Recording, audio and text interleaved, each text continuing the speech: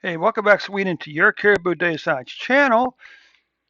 And first of all, I'll give a big shout out to the 38 people who watched this video yesterday, and particularly an extra shout out to the 26 younger folks who continue to support this channel. I also point out that 68% of the people who view this channel so far are under the age of 18. And you can see this over here. You can see the numbers. You can see Sweden right here. Clearly there's more younger people watching the video than older people. Percentage-wise, you can see here about like a 68%. This is general note. You can see that this is the total number of younger folks versus older folks. And look how this is high. 75.7. Yeah, no wonder. 75% of the people watch this video every day are under the age of 18. Okay.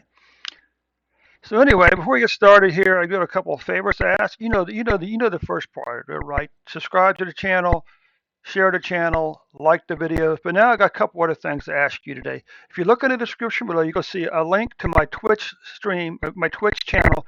On that channel, every Sunday through Friday, I do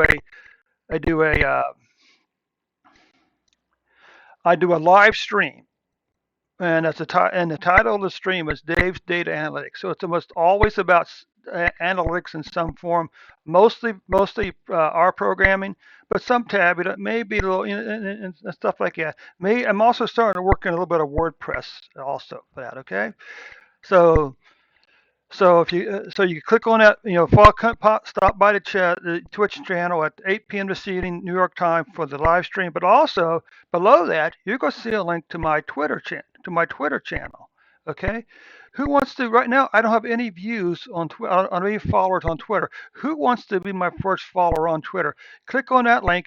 Click on the follow button to follow me on Twitter. Okay, let's get on with the show. Let's start with the vaccine rollout. Uh, So did he track vaccine roll? No. Okay, the trouble with Sweden's vaccine numbers is, as you'll see, in the beginning they were only recording COVID-19 or vaccine data 1 day a week. Okay, so that's a problem. Bit of a problem. Well, they did actually catch up and started doing it to everybody else. Okay, but what we can see here is this. We can see that Sweden has administered 13.38 million doses. Of those doses, uh, 7.15 million have received a single dose, and 6.59 million have received the full treatment. Now, what about percentage-wise? So far, 70.4% of your people have received at least one dose, and 64.9% have received the full dosage. Okay, so that number is looking pretty good. Now, the thing we need to remind ourselves about Sweden is that sometime during this summer, they went from a 7-day reporting cycle for deaths and cases to a 4-day reporting cycle, Tuesday to Friday, right? What they're doing is they're adding Saturday, Sunday, Monday's numbers onto Tuesday's numbers. Now, first of all, I got to give a little caveat here. What you go see is that Sweden's numbers are very, very good right now. So I'm not sure how much to complain, but it still is a concern because this 4-day recording week is producing as you'll see, a big spike on Tuesday. Okay, let's just take a look at the total numbers. You can see here.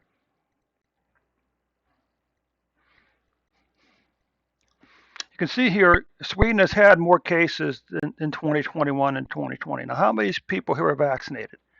Inquiring minds want to know how many people here are vaccinated. So if this is 5, 6, 700,000 cases so far this year. Okay.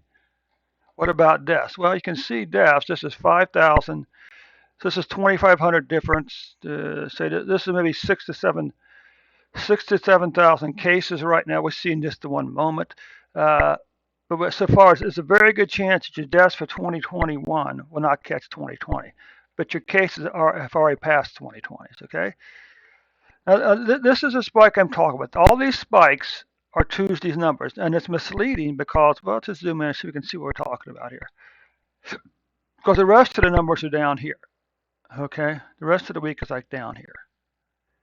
Okay, but the important thing is you had a slow and declining pattern down to July. Okay, Then back over here, in July, you begin to see an increase, but now it appears that just for the last 4 weeks, this number is cases are beginning to decline again. Let's look at a 14-day moving average, right? Yep, for cases. Each one of these bars represents the previous number of cases for the previous 14 days. So for the 14-day period ending July or December, I can't speak, October the 2nd, you had 659 cases on average per day. Now there is a slight problem here. Somewhere back in here, they went back. Somewhere here, they went back and he found some missing deaths back in August of this year. And what they did over here, they added those numbers back in over here someplace. So this is we're going to have to wait to see for these numbers to continue to go back down again. What about monthly cases? For the 14-day period ending October the 2nd, you were averaging 6.5 deaths per day. Cases per week, how many of these people here were vaccinated? Monthly cases, you can see your monthly cases are still very low. While they're higher in these 2 months here, they're still lower than the rest of these months over here. Okay. Deaths, well, deaths are up a little bit last September or for September, but they're still lower than these numbers back over here. Okay. So, Sweden, that does conclude your report for today. Hey, again, thanks so much for the 38 people watched this video yesterday, and thank you so much for the 68.4% of young folks who watched this video yesterday. That was 26 views. 68.4% of the viewers were younger folks. Thanks so much for those younger votes. Of course, hey, don't forget to like, share, and subscribe. And also, if you're so inclined, go down to the description. Join me at 8 p.m. on Twitch for a data analytics session. And also, if you can find it in your hearts, to go over to Twitter and follow me on Twitter also. Thanks so much for your time. We'll catch you tomorrow with another report, Sweden.